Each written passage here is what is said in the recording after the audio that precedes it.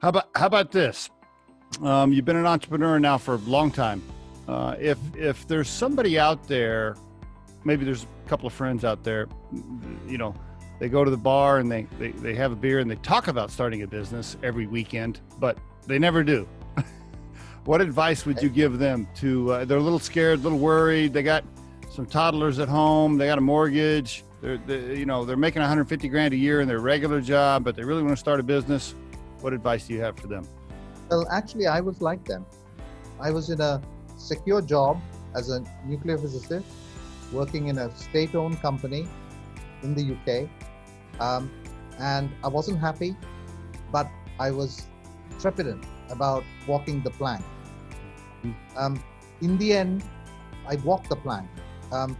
I decided that I had enough confidence in what I wanted to do and that I would make it a success, that I decided to take a risk, and my wife actually did the same. So we both resigned from our jobs. Ooh. We remortgaged our house to the hill.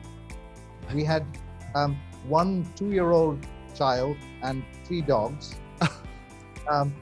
And we started the business. Now, headhunters from London came down to see both of us and told us, don't do this, because 98% of UK accounting startups fail in their first year. You will have debts and your resumes will look bad, and we won't be able to place you in as good a job as if you went looking for one right now. They told me that, they told my wife that.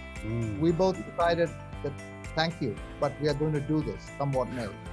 And essentially, once you're in that position where you've got some capital you raised by remortgaging your house, but the capital every month is going down, and you have 14 months to avoid bankruptcy to build your business, there is a kind of pressure that builds up. Yeah, just basically make or break. Yeah, it's make or break. And you have to have enough confidence in yourself that you're going to make it, which is what we did.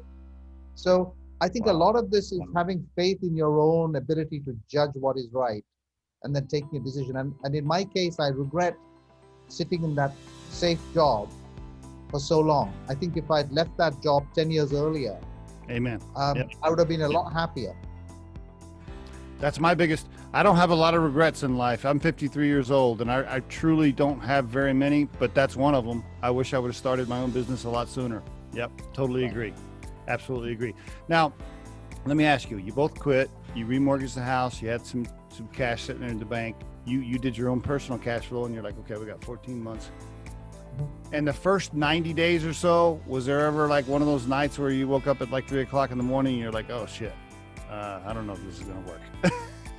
Actually, I used to go to bed at 3 o'clock in the morning because I was busy calling California companies from the UK asking for business. But I hear what you say.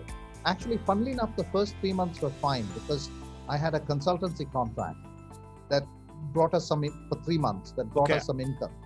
Gotcha. So the plank had a little bit of support, but after 3 months, it was between month 3 and month 9 that was the critical time period when we had to turn the corner, which we did.